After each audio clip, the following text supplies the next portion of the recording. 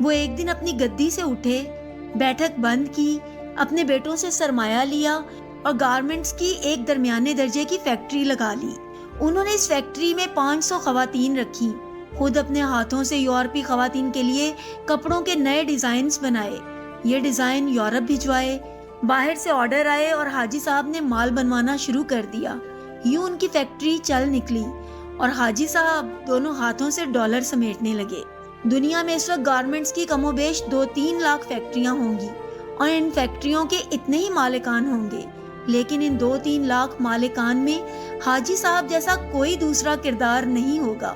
پوری دنیا میں لوگ بڑھاپے تک کاروبار کرتے ہیں اور بعد ازاں روپے پیسے اور اکاؤنٹ سے تائب ہو کر اللہ اللہ شروع کر دیتے ہیں، لیکن حاجی صاحب ان سے بالکل الٹ ہیں۔